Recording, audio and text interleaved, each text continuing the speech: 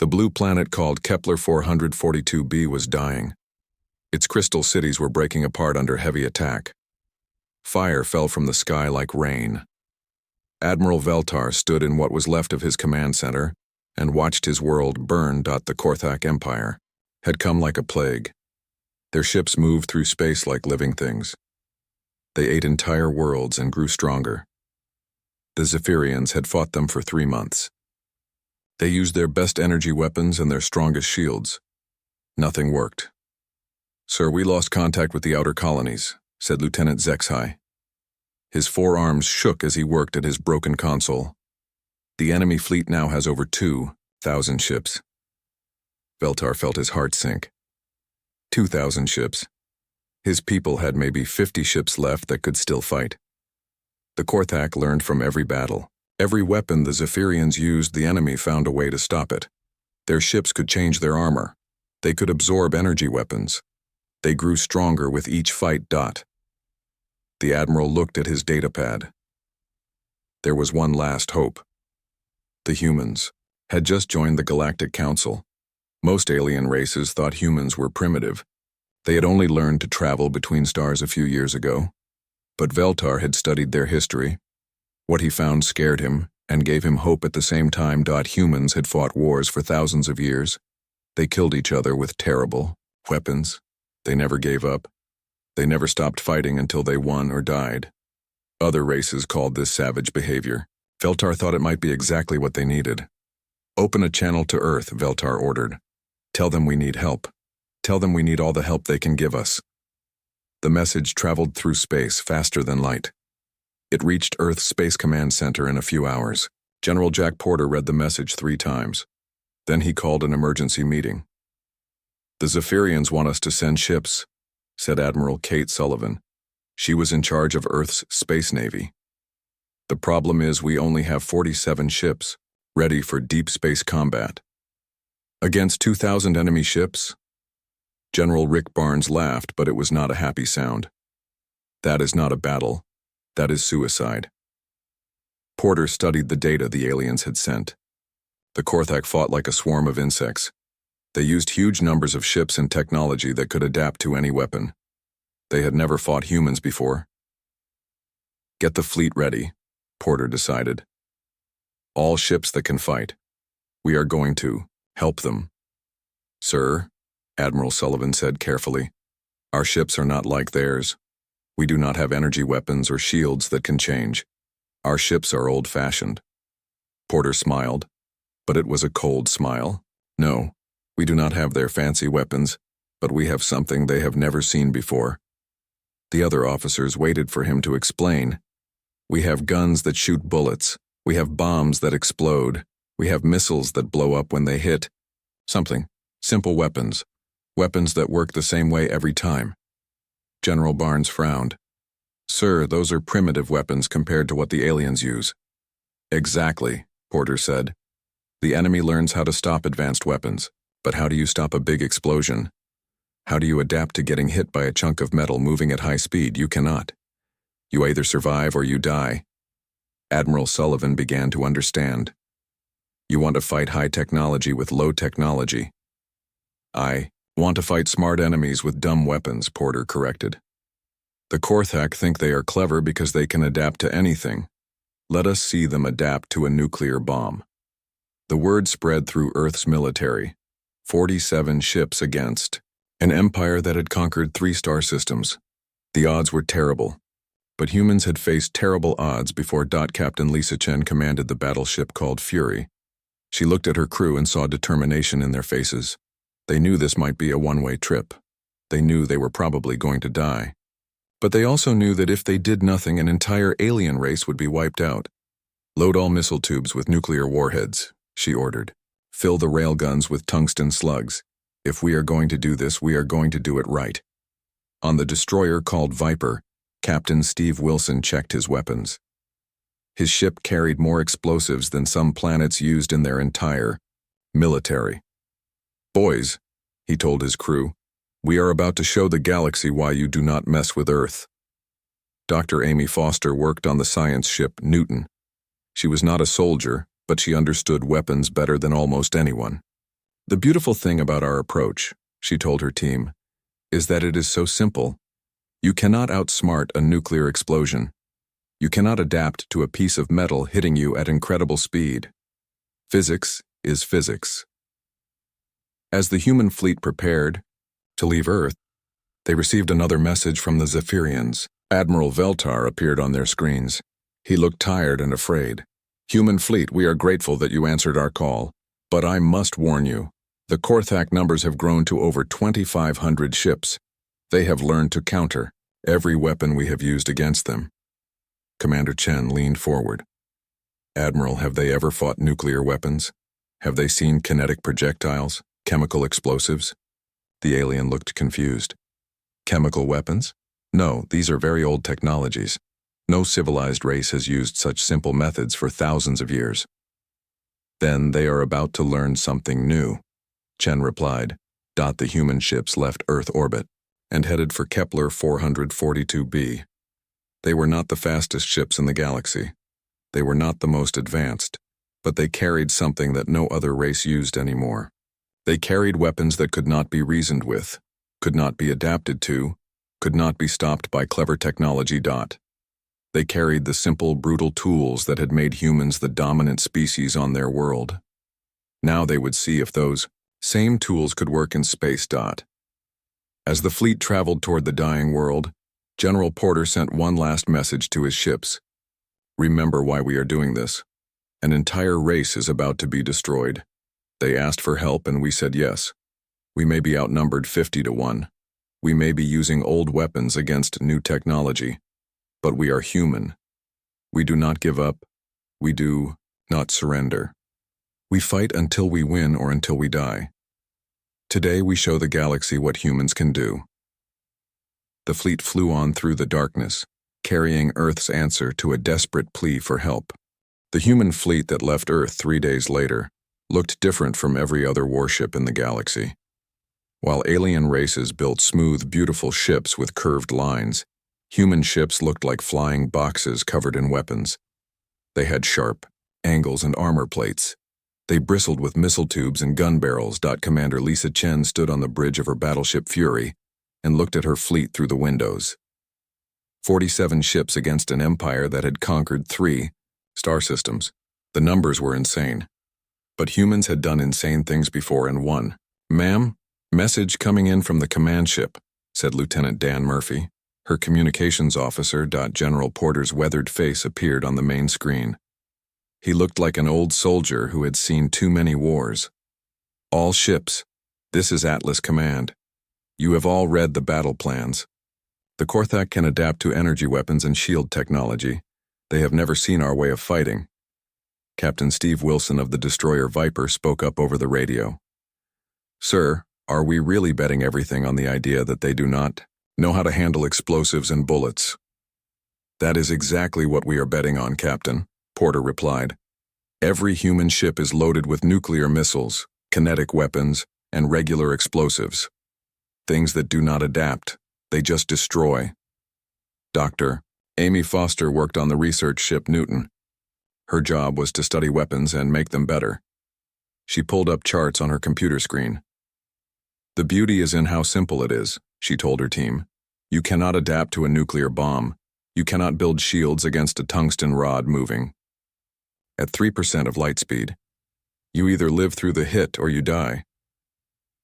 As the human fleet got closer to the Kepler system, they got another message from the aliens they were trying to save. Admiral Veltar appeared on their screens. His alien face looked tired and hopeless.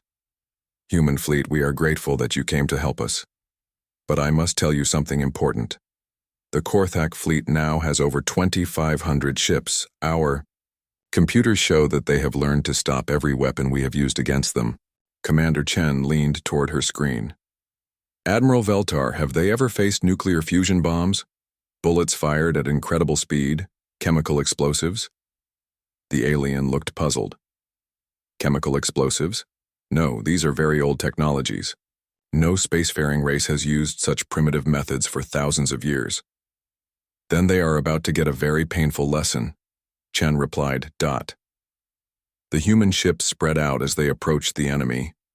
Each ship checked its weapons one more time. The battleships carried nuclear missiles that could destroy entire city blocks. The destroyers had railguns that fired metal slugs faster than anything in nature. The cruisers were loaded with chemical explosives that would make volcanoes look small. Captain Pete Rodriguez commanded the heavy cruiser Thunderbolt. His ship was like a flying arsenal. All nuclear missile tubes loaded and ready, he reported. Kinetic bombardment system is online. Ma'am, my targeting computer is having trouble with the enemy formation. There are just too many of them. Then, do not target individual ships, Chen replied in a cold voice. Target their groups, maximum damage to as many as possible. On his destroyer, Captain Wilson was practically grinning.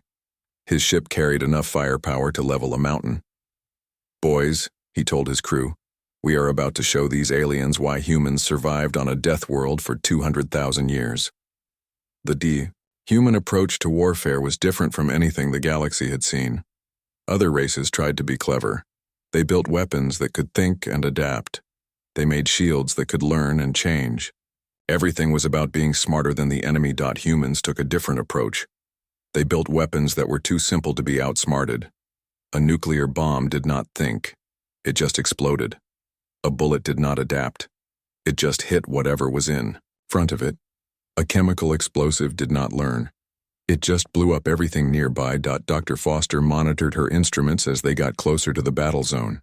Fascinating, she said to her research team. According to our scans, the Korthak ships are already trying to analyze our weapon signatures. But there is nothing to analyze. Our weapons are too simple. The human fleet took battle formation. Unlike the elegant patterns used by other races, the human formation looked rough and aggressive. Ships spread out to get the best firing angles. They did not try to look pretty.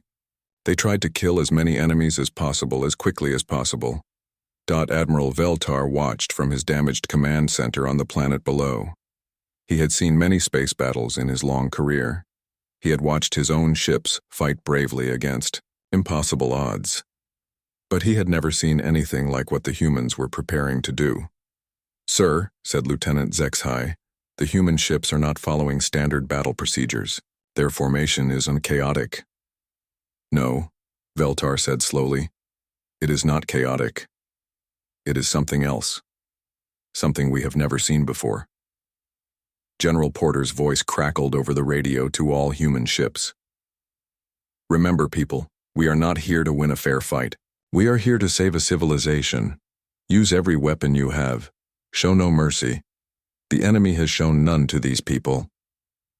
The human ships moved toward the Korthak fleet like hungry wolves approaching a herd of sheep. But these wolves had fangs, made of nuclear fire, and bullets made of tungsten steel. Captain Sarah Bennett commanded the assault carrier Hornet. Her ship carried squadrons of fighter planes loaded with bombs. All squadrons prepare for launch, she ordered. Remember, we are not dogfighting. We are bombing. Get in, drop your payload, get out. Squadron leader Jake Miller sat in his fighter cockpit. His small ship carried enough explosives to destroy a city block. Hornet Squadron, this is lead. We go in fast and hard. No fancy flying. Just drop the bombs and get out alive. The distance between the fleets grew smaller. Soon, they would be close enough to start shooting. The Korthak had over 2,500 ships. The humans had 47. But as General Porter had said, this was not about having a fair fight. All ships, Porter's voice came over the radio. Remember what we learned in the Martian border. Wars. The enemy can be bigger than you. They can be smarter than you. They can have better technology than you. But they cannot want to win more than you do. Today, we show them what happens when you threaten innocent people and humans find out about it.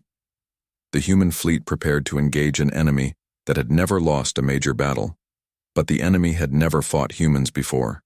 They were about to learn why that made all the difference in the universe. The Korthak fleet hung around the planet Kepler 442b like a massive cancer made of ships. Over 2,500 vessels floated in perfect formation. Each ship looked alive, pulsing with organic rhythms. They were part machine, part living creature, and completely deadly. Overlord Kethamor stood in the center of his flagship's brain room. Cables made of nerve tissue connected his body to the ship's mind. The Korthak had perfected warfare through adaptation. No weapon could hurt them twice. They learned from every attack and became immune to it. Overlord, we detect new ships approaching our position, reported his tactical officer. Unknown design, very primitive propulsion systems. Kethamor's compound eyes looked at the battle display. 47 small ships were heading toward his fleet of 2,500. It was laughable. Analysis of the new arrivals? The ships appear to be made of simple metals. No visible energy weapons. No adaptive shielding systems. They seem to use solid projectile weapons. A clicking sound came from Kethamor's throat. It was Korthak laughter. Kinetic weapons? How wonderfully primitive. Let them approach. Let the entire fleet watch how we deal with these humans. The Korthak had conquered dozens of worlds using the same method. They would encounter new weapons, adapt to them, then destroy their enemies. Energy beams, plasma cannons, particle accelerators. They had seen them all and learned to counter them all. On the human battleship Fury, Commander Lisa Chen was talking to her squadron leaders. Her ship's war room was filled with officers checking their weapons one last time. Remember our strategy, she said. We hit hard and fast. No long battles. We are not here to fight fair. Captain Pete Rodriguez of the heavy cruiser Thunderbolt looked at his weapon status board. Every light was green. All nuclear missile tubes are loaded and ready. Kinetic bombardment system is online. Ma'am, my targeting computer is having trouble with their formation. There are just so many enemy ships. Then do not target single ships, Chen said coldly. Target their groups. Maximum area damage. The human fleet spread into attack formation as they entered the star system. To the Korthak, they looked like a tiny pack of wolves approaching a herd of thousands of sheep. The aliens had no idea that these particular wolves had very sharp teeth. Human vessels, this is Admiral Veltar, came a transmission from the planet below. The Korthak fleet is moving to intercept you. Please reconsider your approach. Their adaptive abilities have defeated every weapon we possess. Admiral, General Porter replied from the command ship Atlas. Watch and learn why humanity survived for 200,000 years on a world that tried to kill us every day. The first attack came from the human destroyers. Unlike the beautiful energy beams that the Korthak expected, space suddenly filled with hundreds of simple projectiles. Chunks of tungsten metal accelerated to incredible speeds by magnetic rails. The Korthak ships tried to adapt. Their living hulls began to shift and change, trying to deflect the incoming projectiles. But there was nothing to deflect. The kinetic energy simply punched through their armor like bullets through paper. Impossible, Kethamor screamed as 6 of his ships exploded in rapid sequence. They are using primitive kinetic weapons. How can such simple projectiles penetrate our adaptive armor? His tactical officer's voice was filled with confusion. Overlord, our ships cannot adapt to pure kinetic energy. The projectiles have no energy signature to analyze and counter. They are just solid matter moving very fast. Before Kethamor could respond, the second wave of attacks hit. Nuclear missiles, each carrying a fusion warhead, detonated in brilliant flashes throughout the Korthak formation. Unlike energy weapons that could be absorbed or redirected, the nuclear explosions simply vaporized everything within their blast radius. Captain Steve Wilson's destroyer Viper dove through the chaos like an angry wasp. Its railguns fired continuously, sending tungsten slugs through enemy hull after enemy hull.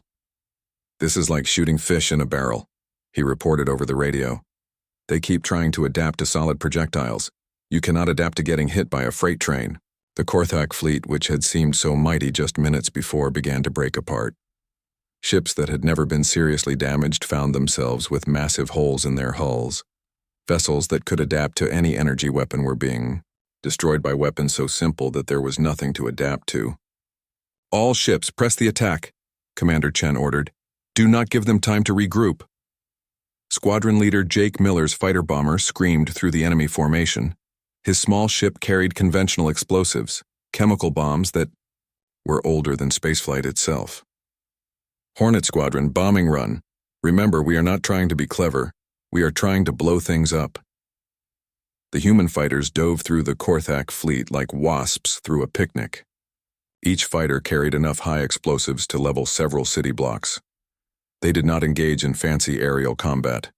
They simply flew straight through the enemy formations, dropped their bombs, and trusted in speed and surprise. Dr. Amy Foster monitored the battle from her research ship, Newton. Her sensors recorded every detail. Incredible, she reported to the fleet command. The enemy ships keep trying to modify their hull composition to resist our kinetic weapons, but they are solving the wrong problem. You cannot adapt to physics itself. More nuclear missiles found their targets. Each warhead was like a small sun, creating fireballs that consumed dozens of Korthak vessels at once. The aliens had never faced weapons that simply destroyed everything nearby, without any regard for clever defenses. "Ma'am, enemy fleet is trying to withdraw to long range," reported Lieutenant Dan Murphy from his communication station. "Negative," Chen replied firmly. "All ships pursue and engage. Do not let them escape to warn the rest of their empire."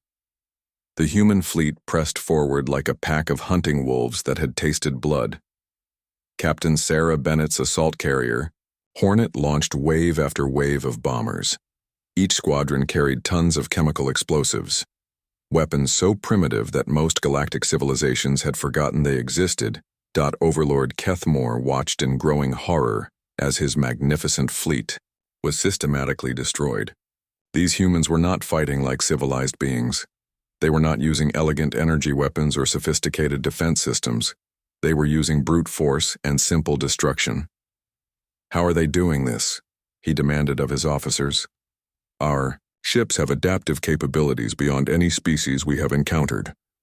His science officer, badly wounded from a hull breach caused by a tungsten slug, managed to give him an answer. "Overlord, we have been approaching warfare incorrectly. These humans do not try to outsmart their enemies. They simply apply overwhelming destructive force.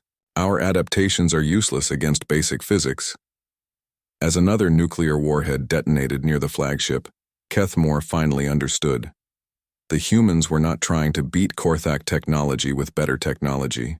They were using weapons so primitive, so brutally simple that there was nothing for his ships to adapt to. A nuclear bomb exploded the same way every time. A tungsten slug hit with the same kinetic force every time. A chemical explosive destroyed everything nearby every time. There were no energy patterns to analyze, no frequencies to counter, no sophisticated systems to overcome. "All ships, emergency, withdrawal," Kethmore ordered. "Full retreat to the outer system boundary." But it was too late. The humans had positioned their ships to cut off escape routes. They fought like they had studied Korthak tactics and prepared specifically to counter them, which of course they had on the planet below. Admiral Veltar and his surviving forces watched in amazement as the human fleet systematically destroyed an enemy that had seemed invincible just hours before. "By the ancient stars," whispered Lieutenant Zexhai, "they are not just winning, they are slaughtering them." The battle had become a massacre, and it was only the beginning. The battle had been raging for 6 hours, but it was unlike any war the galaxy had ever seen. The Korthak Empire, masters of adaptation and overwhelming numbers, found themselves completely helpless against humanity's simple approach to killing things. Dr. Amy Foster watched the destruction from her science ship Newton. Her instruments recorded every detail of the slaughter. "This is fascinating from a tactical perspective," she reported to Fleet Command. "Their ships keep trying to modify their hull structures to resist our kinetic weapons, but they are solving the wrong equation. You cannot adapt to the laws of physics." Commander Lisa Chen's battleship Fury launched another spread of nuclear missiles into the thickest part of the enemy formation. Each warhead contained the power of a small sun. When they exploded, they created fireballs that consumed everything within miles. "Ma'am, the enemy fleet is attempting to withdraw to long range," reported Lieutenant Dan Murphy from his station. "Absolutely not," Chen replied with cold determination. "All ships, pursue and engage.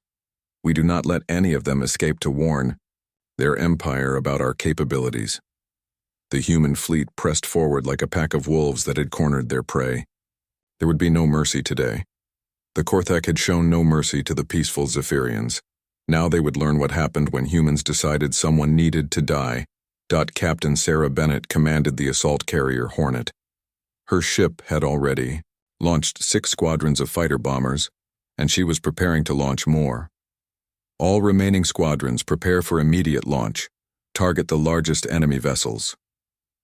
Squadron leader Jake Miller was already on his second bombing run. His fighter screamed through the Korthak formation like an angry hornet. Hornet Squadron, this is lead. Remember, we are not here for dogfights. We are here to drop bombs on things until they stop moving. The human fighters were nothing like the elegant interceptors used by other civilizations. They were flying weapons. Platforms designed for one purpose: to deliver massive amounts of explosive destruction to whatever needed to be blown up. Jake, S fighter, carried enough conventional explosives to flatten several city blocks. As he dove toward a Korthak heavy cruiser, he could see the alien ship's hull rippling and changing, trying to adapt to his approach. It did not matter. When his bombs hit, they would simply explode. There was nothing to adapt to. The bombs detonated against the enemy ship's hull in a chain of fire and destruction. The Korthak vessel, which had survived dozens of energy weapon attacks by adapting its defenses, was torn apart by simple chemical explosives. Overlord Kethmore stood in the remains of his flagship's command center. Half his nerve cables had been severed by debris from a nuclear explosion. His magnificent fleet of 2,500 ships was being destroyed by 47 primitive human vessels. "How many ships have we lost?" he demanded. His tactical officer, bleeding from multiple wounds, checked his displays.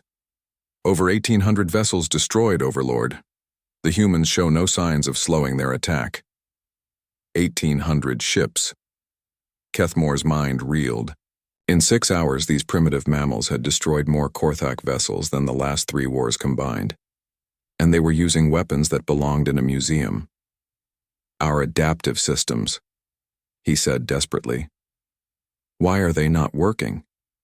His science coordinator, badly injured but still functional, provided the terrible answer.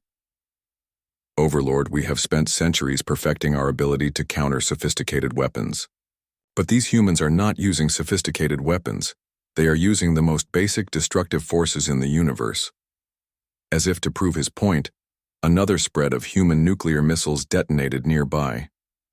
The flagship shuddered as the explosions tore through nearby vessels. "Nuclear fusion," the science coordinator continued. "Kinetic energy.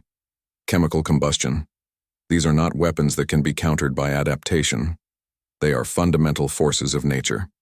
Captain Pete Rodriguez's heavy cruiser Thunderbolt had positioned itself to block the main escape route from the battle zone. His ship bristled with weapons that would have been considered primitive by galactic standards: railguns, missile launchers, and chemical explosives. "General Porter, this is Thunderbolt," Rodriguez reported. "Enemy fleet attempting to withdraw through Sector 7. Request permission to engage with maximum force." "Permission granted, Captain." Porter's voice crackled back. "Show them why humans survived the Ice Age." The Thunderbolt's main gun was a massive railgun designed to fire meter-long tungsten rods at incredible velocities. When Rodriguez pulled the trigger, the projectile shot through space like a spear thrown by an angry god. The tungsten slug hit the Korthak flagship dead center. It punched completely through the massive vessel, continued out the other side, and destroyed 3 more ships in the formation behind it. 1 shot, 4 kills. The aliens had never seen anything like it. Their ships could adapt to energy weapons by absorbing or redirecting the beams, but there was no way to adapt to a solid chunk of metal hitting you at a significant fraction of the speed of light. Physics did not negotiate. Captain Steve Wilson's destroyer Viper darted through the battle zone like its namesake. His ship's railguns fired continuously, sending tungsten slugs through enemy hull after enemy hull. "Ma'am," he reported to Commander Chen, "I am running low on ammunition. These targets are so soft that I'm shooting right through them." "Then make every shot count, Captain," Chen replied. "We finish this today." On the planet below, Admiral Veltar watched the destruction with a mixture of awe and terror. His people had fought the Korthak for months using their most advanced weapons. Energy cannons, plasma beams, particle accelerators, adaptive shields. Nothing had worked. The humans had been fighting for 6 hours using nuclear bombs, bullets, and chemical explosives. The Korthak fleet was almost completely destroyed. "Sir," Lieutenant HFY said quietly, "I am beginning to understand why the humans survived on their homeworld." Veltar nodded slowly. Earth was a death world by galactic standards. High gravity, violent weather, dangerous predators, and constant natural disasters. Any species that evolved there would have to be incredibly tough just to survive. But more than that, humans had learned to solve problems with overwhelming force rather than elegant solutions. When faced with a dangerous predator, they did not try to outthink it. They hit it with a rock until it stopped moving. The same approach worked in space. When faced with adaptive alien technology, humans did not try to out-adapt it. They hit it with nuclear bombs until it stopped working.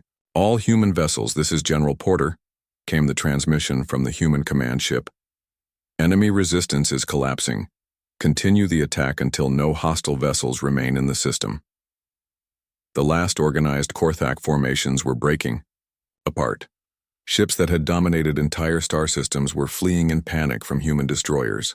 The mighty empire that had conquered 3 civilizations was being shattered by a species that had barely learned to travel between stars. Dr. Foster made notes on her computer as she watched the end of the battle. "Remarkable," she said to her research team. "The Korthak spent so much energy learning to counter advanced weapons that they forgot about the most basic ones. It is like building a castle to stop arrows and then being overrun by people with clubs." As the last major Korthak vessel exploded under nuclear fire, Commander Chen opened a channel to the entire human fleet. "All ships, this is Chen. Excellent work today. We have shown the galaxy something important. Advanced technology means nothing if you forget the basics of warfare.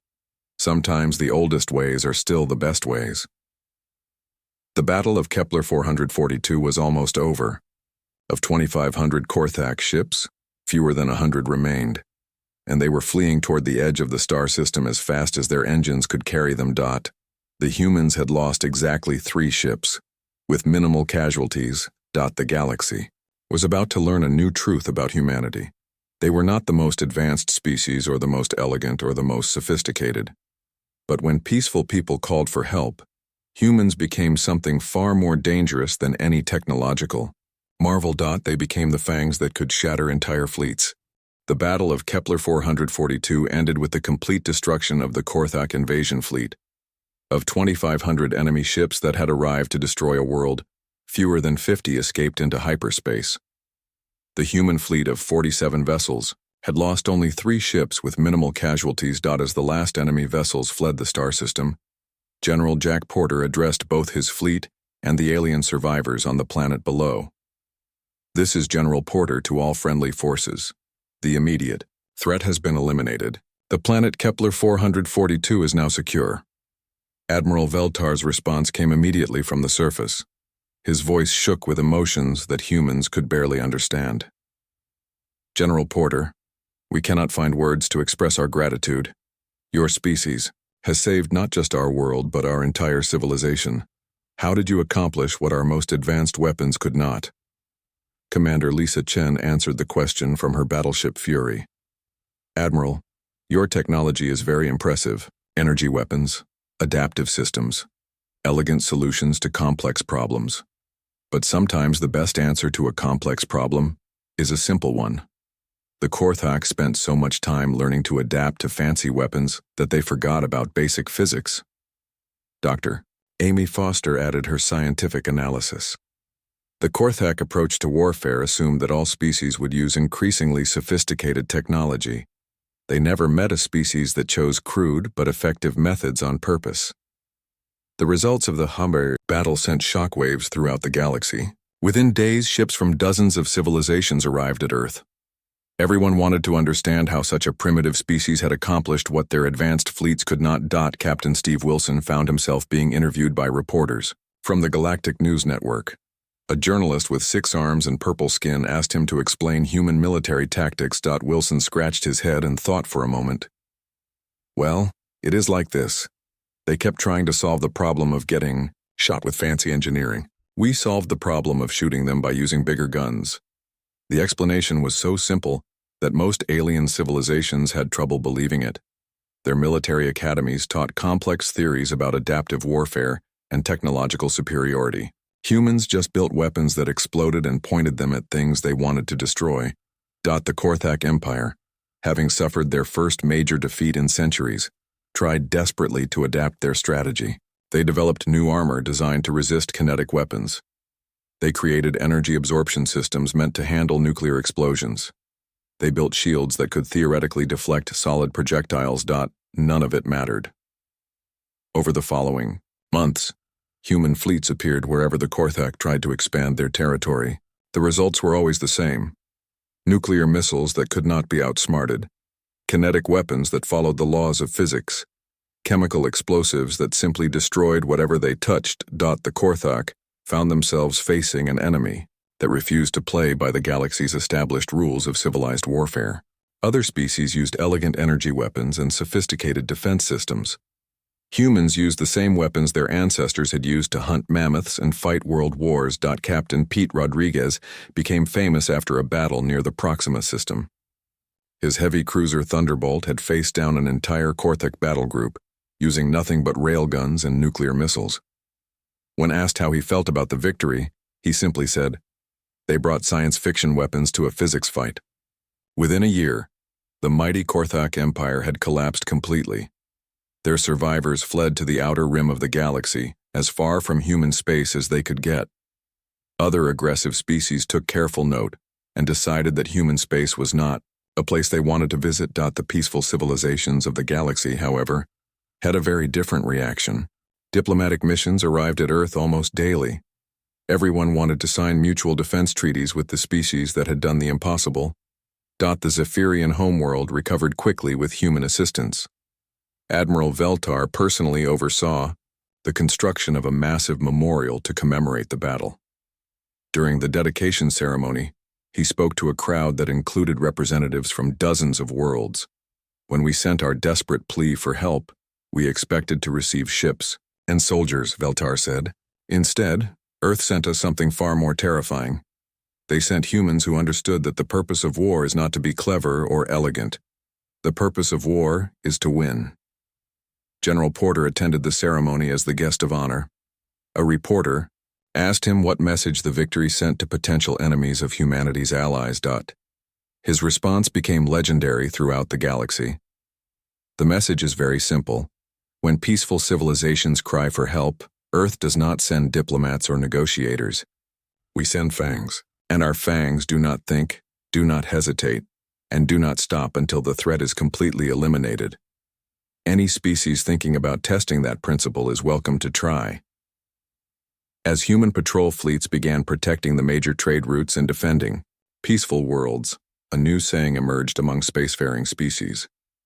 "Pray that you never need to call Earth for help, but if you do, pray even harder that you are not the reason they are coming." The galaxy learned fundamental truths about humanity during those months. Humans were not the most advanced species in space. They were not the most elegant or sophisticated. Their ships looked like flying bricks covered in weapons. Their tactics were brutally simple. Their weapons were primitive by galactic standards.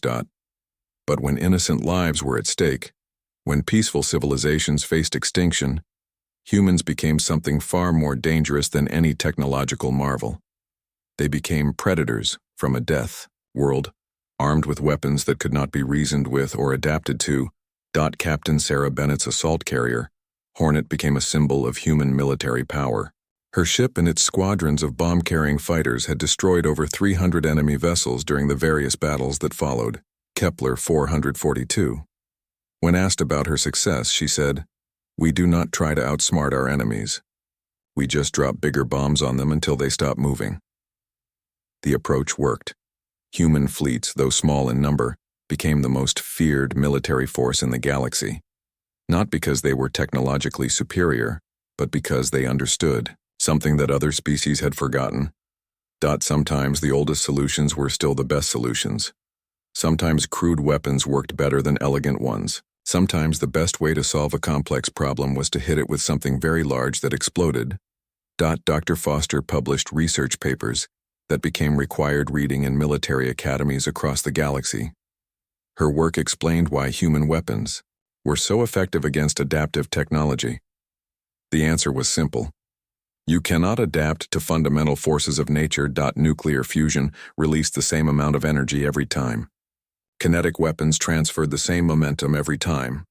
Chemical explosives produced the same destructive force every time. These were not sophisticated weapons that could be countered with clever engineering. These were basic forces of physics that simply did what physics demanded. As years passed and human fleets protected more and more worlds, the galaxy settled into a new peace. Aggressive empires learned to avoid systems under human protection. Peaceful civilizations prospered under the shelter of Earth's fangs. The humans asked for very little in return. They did not demand tribute or territory. They did not impose their government or culture on other species. They simply asked that peaceful worlds remain peaceful and that aggressive ones stay away. Admiral Veltar, now an old alien nearing the end of his long life, often looked up at the stars and remembered the day human ships had appeared in his system's sky, 47 vessels against 2,500. It should have been suicide. Instead, it had been the day the galaxy learned that sometimes the most primitive species could be the most dangerous. When peaceful people cried for help, Earth did not send technology or diplomacy. Earth sent fangs that could shatter entire fleets. And those fangs would keep the darkness at bay for as long as innocent people needed protection. The message was clear to every species in the galaxy. Hurt the innocent and humans will hurt you back. And humans, as the Korthak had learned too late, were very good at hurting things.